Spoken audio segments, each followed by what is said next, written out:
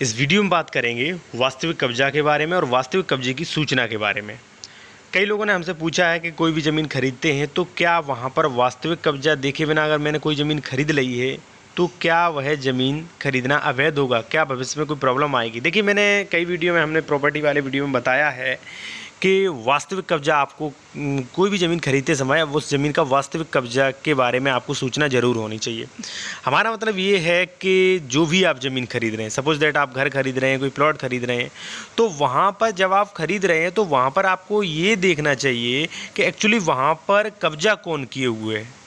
ठीक है, तत्काल जो प्रभाव में कौन कब्जा किए हुए है। ऐसा तो नहीं कि मान लीजिए वो ज़मीन विवादित है, दूसरा कोई व्यक्ति उस पर कब्जा किए हुए है, ठीक है, या मान लीजिए जो व्यक्ति आपको ज़मीन बेच रहा है मालिक, उसने किसी व्यक्ति को ज़मीन जो है वो लीज़ पर दे दी है, किराए पर दे दी है 2-4 साल के लिए या 10 साल के लिए, और आपको बेच रहा है। तो आपको वास्तविक जो ज़मीन आप खरीद रहे हैं उसकी वास्तविक स्थिति देखनी है और वहाँ तत्काल में कौन कब्जा किए हुए है वो भी देखना है, और जो कब्जा किए हुए है उसका उस ज़मीन से क्या संबंध है, क्या हित है, वो किराएदार है या मान लीजिए प्रतिकूल कब्जा किए हुए, किस लिए कब्जा किए हुए, वो भी आपको पता करना है। ठीक है, अगर आप ये सब चीज़ें पता कर देते हैं तो बाद में आपको ज़मीन खरीद लेते हैं तो आपको प्रॉब्लम नहीं आएगी। ठीक है, चलिए मैं आपको एक थोड़ा सा छोटा सा उदाहरण दे रहा हूँ। आ अपनी भूमि 5,000 में बेचने के लिए बा से एक संविदा करता है। बा भूमि पर कब्जा भी प्राप्त कर लेता है।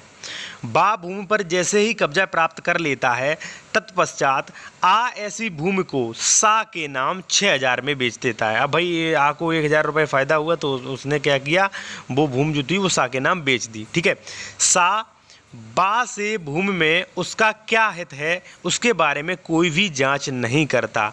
यहाँ भूमि पर बा का कब्जा होना पर्याप्त आधार है यह मानने के लिए कि सा को बा के हित की सूचना है और बा सा के विरुद्ध संविदा के विनिर्दिष्ट पालन को परिवर्तन करा सकता है, लागू करवा सकता है। इसलिए स्पष्ट शब्दों में मेरा ये कहना है कि जब भी आप कोई प्रॉपर्टी खरीद रहे हैं तो वहाँ पर उस ज़मीन की आपको पोजीशन देखना बहुत ज़रूरी है कि वहाँ पर कौन कब्जा किए हुए। अगर आप ये पता लगा लेते हैं कौन कब्जा किए हुए है, वास्तव में जो आपको बेच रहा है वो वास्तव में कब्जा किए हुए है, वहाँ पर कोई प्रॉब्लम नहीं है, तो ज़मीन आप खरीद लें तो भविष्य में आपको कोई भी प्रॉब्लम नहीं आएगी।